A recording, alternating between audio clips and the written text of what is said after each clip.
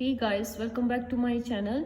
आज हम करेंगे इलस्ट्रेशन 7 जो कि है mister Kamlesh an individual resident in India furnishes you the following particulars of the income earned in India country X and country Y for the previous year 1920. India has not entered into double taxation avoidance agreement with that two countries.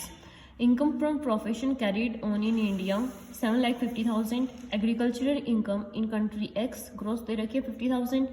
Dividend received from a company incorporated in country Y gross दे रखिए 1,50,000. Royalty income from a literary book from country X 6 lakh.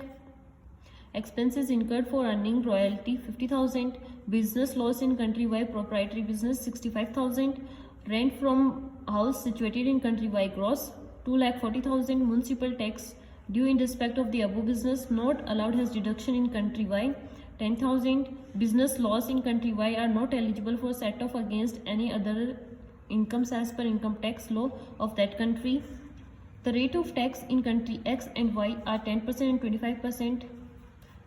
The rates of country given है country X की और Y की.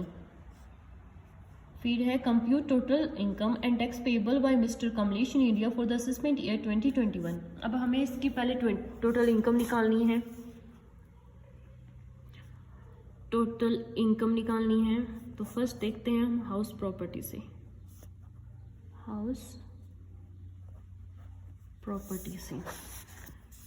Property वाली income ये रही 2,40,000 है.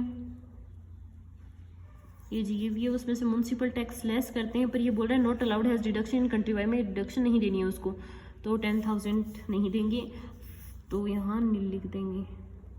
फिर NAV आ जाएगी हमारी 2,40,000. अब स्टैंडर्ड डिडक्शन तो देनी है तो लेस कर देंगे स्टैंडर्ड डिडक्शन 30%, तो हमारी अमाउंट हो जाएगी 72,000 और अब कितना बचेगा 1,68,000. फिर हम लेंगे बिजनेस एंड प्रोफेशन से इनकम. बिजनेस एंड प्रोफेशन से इनकम इंडिया में है 7,50,000 की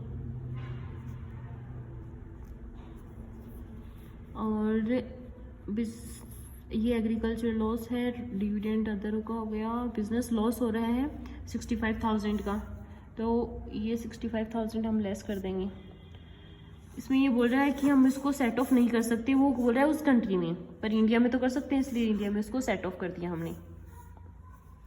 और 7,50,000 में से 65,000 निकालेंगे तो 6,85,000 आ जाएंगे. फिर हम अदर सोर्स की इनकम देख लेते हैं. अब सारी अदर सोर्स की इनकम है, ये रफली कर रही हूँ, आप थोड़ा फेयरली कर लेना. फिर है एग्रीकल्चर इनकम, फॉरेन से है तो 50,000 टैक्सेबल होगी ये तो. फिर है डिविडेंड 1,50,000 का. फिर रॉयल्टी है 6 लाख की, उसमें 50,000 एक्सपेंसेस तो हम लिख सकते हैं 5,50,000 रॉयल्टी.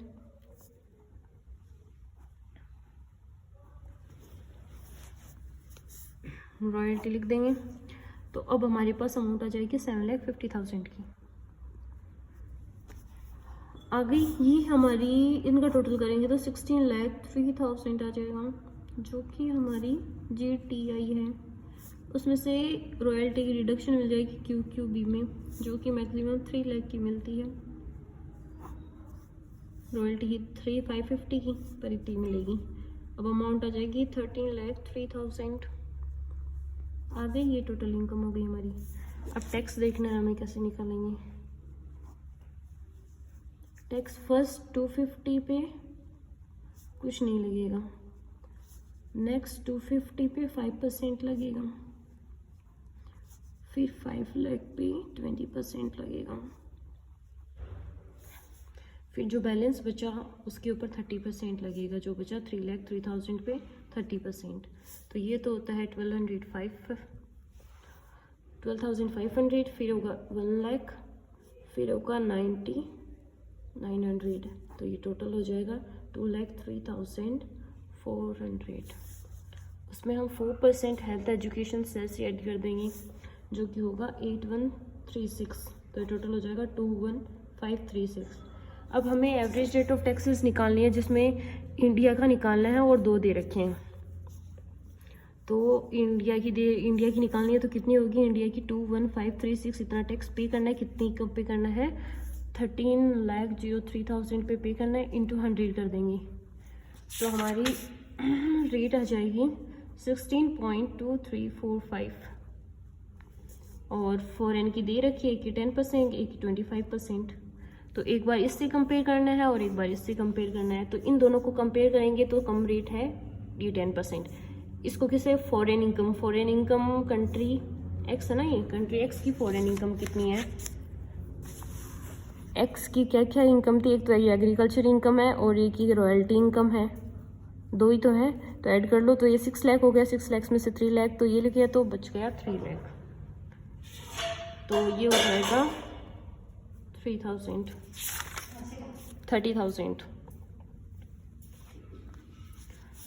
फिर है